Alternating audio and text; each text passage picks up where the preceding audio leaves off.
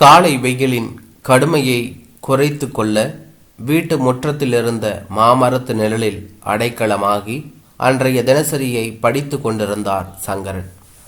Petrol விலை ஏற்றம், தங்கம் விலையில் இறக்கம், இப்படி பல சூடான செய்திகளுக்கு நடுவில் இந்தாங்க காஃபி, ஆவி பறக்க கோப்பையை நீட்டிய விசாலம், என்னங்க இது, என்ன மாதம்?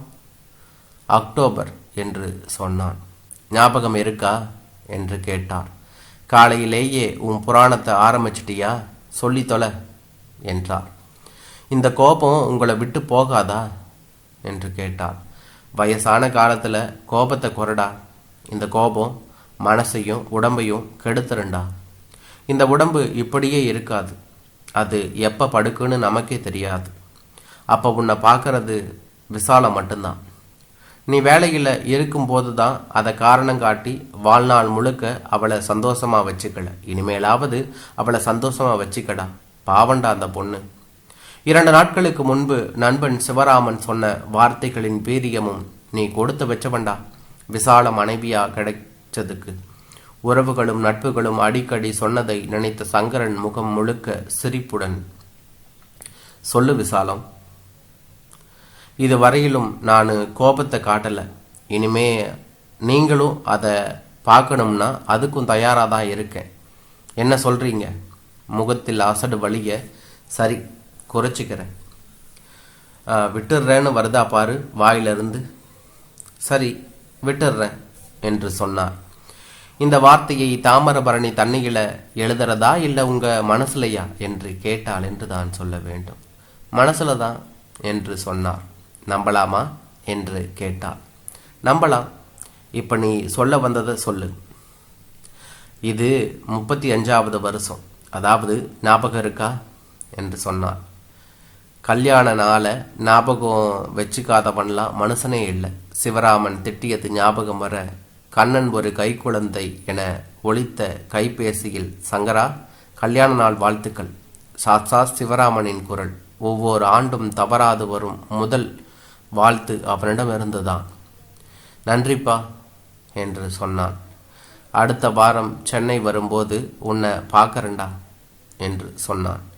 சிவராமன் நண்பனாக கிடைத்தது அவர் செய்த பாக்கியம். வாழ்க்கையின் ஒவ்வொரு கட்டத்திலும் அவனது ஆலோசனை தான் அவரை இந்த அளவிற்கு உயர்த்தியதென்றால் அது மிக இல்லை என்று தான் சொல்ல வேண்டும். அண்ணனா ஃபோனில்? ஆமாம், அடுத்த வாரம் வர்றானா, என்னை மன்னிச்சிடு விசாலம் என்றான். எதுக்கு என்று கேட்டாள். ஒவ்வொரு வருஷமும் நீயும் சிவராமனும் சொல்லி நினைவுக்கு வரத நினைச்சா எனக்கே வெக்கமாக இருக்கு என்று சொன்னார். இதனால் வரைக்கும் இதை பெருசாக எடுத்துக்கல.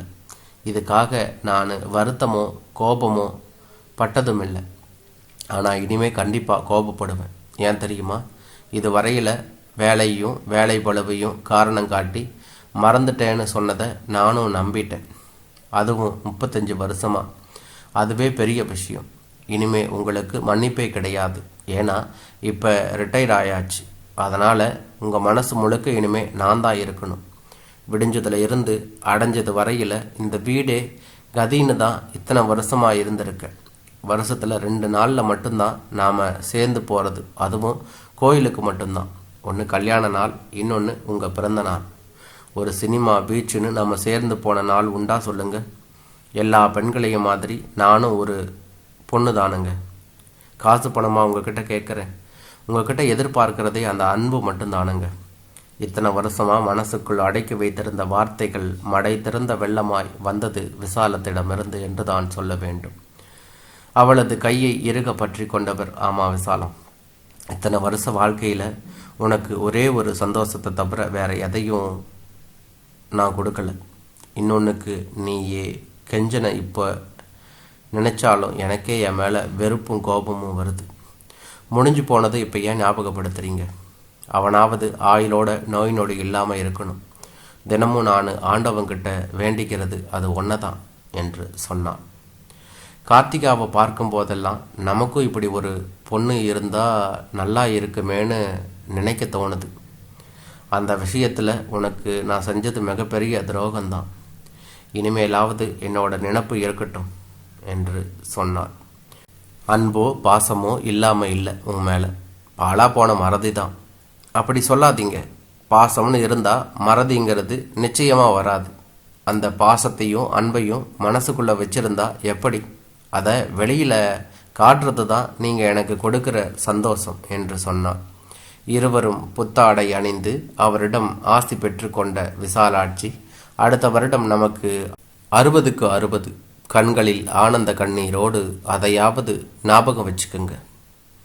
என்னை பார்த்தா 60 வயசு மாதிரியா தெரியுது என்றார். எல்லாம் என் கை வண்ணம்தான். சரி, சாப்பிடலாம் என்று சொன்னார்கள். என்ன ஸ்பெஷல் இன்னைக்கு என்று கேட்டார். இட்லி, இடி சாம்பார், சட்னி, சர்க்கரை பொங்கல் என்று சொன்னார். வயிற்றுல இடம் இருக்குமா? தெரியலையே. அவள் சமையலில் மட்டுமல்ல, ஓய்வு நேரங்களில் வாசிப்பு, ஓவியம், தையல், அதோடு சமூக சேவையாக ஏழை பிள்ளைகளுக்கு டியூசன் என்று தன்னை உடல் அளவிலும் உள்ளத்தளவிலும் இன்று வரையில் சுறுசுறுப்பாக வைத்து கொண்டிருக்கிறாள். இப்போதெல்லாம் சீரியல், செல்போன், அரட்டை என அலையும் பெண்களுக்கு நடுவில் விசாலம் வித்தியாசமானவள் தான் என்றுதான் சொல்ல வேண்டும். நான் பணிக்காலத்தில் அவளோடு நேரத்தை செலவழிக்காமல் இருந்ததால் தான் இது போன்ற சமூக பணியில் தன்னை ஈடுபடுத்தி கொண்டாளோ என்ற எண்ணம் அவருக்குள் எழுந்தது என்று தான் சொல்ல வேண்டும். ரிட்டையர்டான நாளிலிருந்து பார்க்கிறேன். நேரத்தை வீணடிச்சுக்கிட்டு வெட்டியா எப்படி உங்களால் இருக்க முடியாது? இதனால் மனசும் உடம்பும் தான் கெட்டு போகும். அவள் சொல்வது உண்மைதான் என்று தான் சொல்ல வேண்டும். இப்படி இருந்தால் மனசும் உடலும் சோர்வாகி தேவையற்ற எண்ணங்களை தான் மனசை ஆக்கிரமித்து கொள்ளும் என்று தான் சொல்ல வேண்டும். ஆகவே சமூக சேவையாக இந்த சமூகத்தில் இருக்கும் என்னை போன்ற சுய நலமைகளை மாற்றும் வேலையை செய்யத்தான் வேண்டும். அதுதான் நான் செய்த தவறுக்கு பிராயச்சித்தம், மனதிற்குள் தீர்மானித்து கொண்டார் என்று தான் சொல்ல வேண்டும். அங்கிள், ஆண்டி வரலாமா? இருவரும் ஒருமித்த குரலில், அடடே கார்த்திகாவா, வாமா வா.